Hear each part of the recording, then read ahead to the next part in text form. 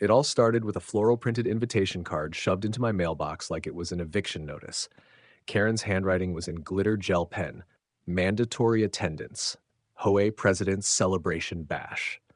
Her idea of fun, lukewarm deviled eggs, off-brand soda, and forcing neighbors to watch her perform interpretive dance routines based on HOA bylaws. I had a legit excuse. I was driving 3 hours out to help my sister move. But apparently, skipping Karen's sacred gathering was the equivalent of declaring war. Welcome to Prodigy Tales. Make sure you like and subscribe for your top-notch HOA drama. 2 days after the party, I stepped outside and noticed the whispers. Old Man Jenkins looked at me like I kicked his poodle. Marcy from 2 doors down wouldn't even hand me the community gardening shears. Even the mailman gave me side-eye. Something was up. By day 3, rumors were swirling like tornadoes in a gossip trailer park. "Did you hear?" One neighbor muttered loudly on her phone as I walked by. "He didn't even bother showing up. Karen's fuming." Another said, "Word is she's issuing fines." Fines? For not showing up to a social gathering hosted by a dictator with a god complex and a Pinterest addiction? That had to be a joke. I waited for Karen to confront me in person. She always enjoyed theatrics, and I half expected her to roll up in a robe and powdered wig, but she kept her distance, which was weird. Even her dog stopped peeing on my lawn, definitely suspicious. Then, while mowing the lawn, I noticed an envelope taped to my trash bin. Karen's signature pink wax seal mocked me from the front. I opened it, still unsure if it was a prank or a badly timed party favor. Inside, a single sentence stared back at me like a slap. "Failure to attend mandatory HOA President's Party, $500 fine, payable in 24 hours. I blinked, read it again, then checked the date. Nope, not April Fool's. Not even close. This woman had lost her mind.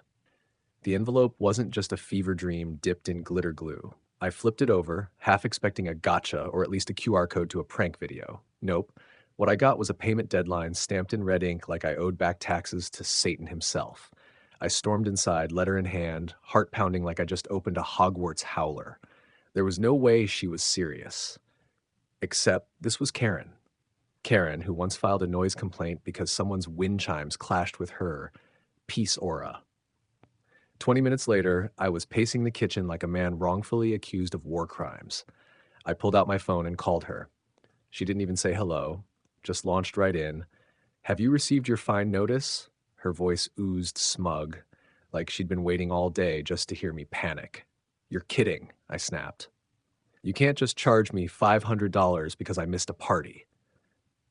She cleared her throat like she was preparing to sing the national anthem. As HOA president, I deemed attendance necessary for community bonding. It was in your mailbox, legally delivered. I wanted to laugh, but my jaw was locked too tight. "Where in the HOA charter does it say I owe you $500 for declining egg salad and emotional trauma?" She paused. "Section 4, Article 3, residents must participate in all official HOA functions when notified with 72-hour notice." I scoffed. "Yeah, I'll be needing a copy of that." She chuckled darkly. "Oh, don't worry. I've already mailed it, but do keep in mind, if the payment isn't made in 24 hours, interest begins to accrue." Interest? On a fake fine for a party I didn't attend? She was acting like this was the IRS meets Mean Girls. I hung up before I said something I'd regret. But in that moment, as I stared at the absurdly sparkled envelope in my hand, something shifted. This wasn't just petty. This was war. And wars don't start without retaliation. But first, I needed to see the so-called proof. I wanted to hear her try and sell me the world's most ridiculous lie with a straight face, because I had something better than anger. I had a plan. The next morning, I opened my front door to find a manila envelope on the doormat, sealed with another one of Karen's cursed wax stamps. Inside was a printed packet of what she proudly titled Community Conduct and Event Attendance Enforcement Addendum. Not a real bylaw. Oh no. This thing looked like it was typed on Microsoft Word at 3 a.m. after one too many kombuchas. The paper even smelled like lavender essential oil and egotism. I sat on my porch flipping through it, page by page, laughing louder with every bullet point. One gem actually read, "All homeowners must RSVP yes to any HOA president-hosted event unless hospitalized or declared legally missing." Oh, Karen, you absolute tyrant in a cardigan. Despite the blatant fakery, I texted her, Looks legit. I'll pay the $500, expected in a few hours. She replied with a single emoji. The nerve. The claws on this woman could scratch marble. I Venmo'd the money. Publicly. With the note, fine for not watching Karen juggle cupcakes at her karaoke disaster. I knew the neighborhood would see it. Karen didn't know I was playing chess while she was busy playing HOA Monopoly with made-up rules and community-funded glitter glue. That same day, I started working. Quietly. Patiently. Crafting a revenge plan with the precision of a watchmaker and the pettiness of a scorned cat. She wanted mandatory events? Fine. We were about to redefine the word party. I made a list. 20 events. 30 if I got bored, each more ridiculous than the last. Each one approved under her own bogus document. She wanted to be queen of the HOA? Perfect, because I was about to crown her the empress of stupid fines. But first, I needed receipts, photos, invitations, records, just like she did. If I was going to play the villain in Karen's version of the Hunger Games, I'd play it in full costume. The neighborhood would see her crumble under the weight of her own insanity. I paid the fine with a smile, because I already knew I was about to milk Karen's $500 rule like it was a broken ATM. And this time, I was charging her. It began with a formal envelope, complete with gold trim and a wax seal of a dancing toaster. The event? 1-year anniversary of my microwave's arrival. BYOB, bring your own butter. Invitation list, one name, Karen. I taped it to her door with a bow and even included a program schedule. 6 p.m., plug-in ceremony. 6:05 p.m., popcorn performance. 6:10 p.m., microwave monologue. Nobody else was invited. That evening, I sat on my couch alone, eating popcorn, documenting the party with time-stamped selfies and a guest list showing her absence. The next morning, I slid a fine in her mailbox.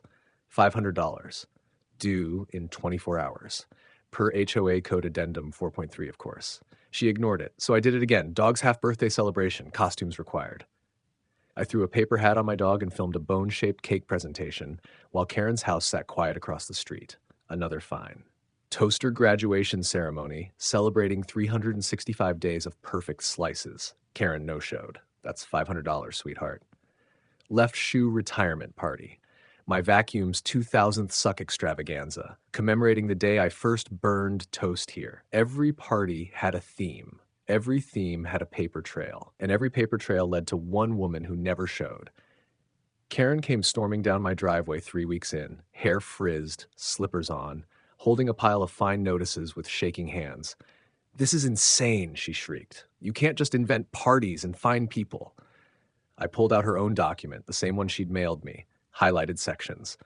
HOA president-hosted event, 72-hour notice, mandatory attendance, ring a bell? Her face flushed redder than her failed sangria from the original crime scene party. "These aren't real events," she shouted. "Oh?" I blinked innocently. "Because your party wasn't any better. At least my toaster knows when to stop heating up." She stomped away like a wounded llama, muttering something about calling the board. But guess what?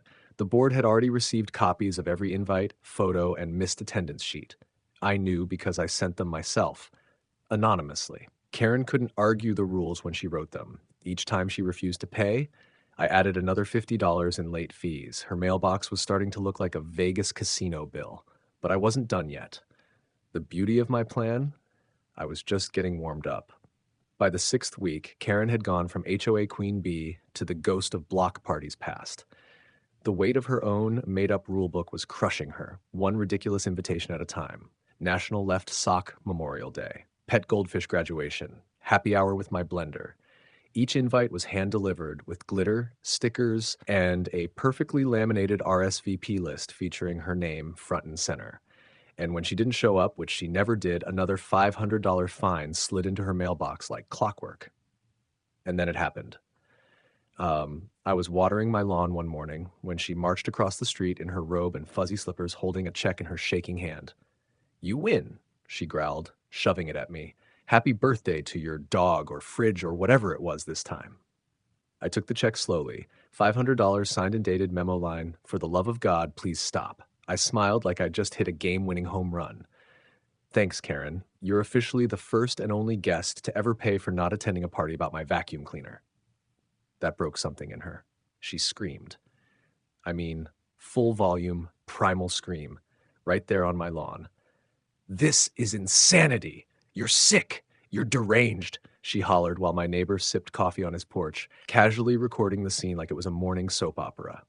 Karen stomped away, muttering threats about lawyers, curses, and probably summoning a demon HOA council from the depths of suburbia. But she never sent another letter, never called another meeting. Her flags disappeared. Her clipboard went missing. Her surveillance cameras stopped swiveling like robot eyes from a dystopian movie.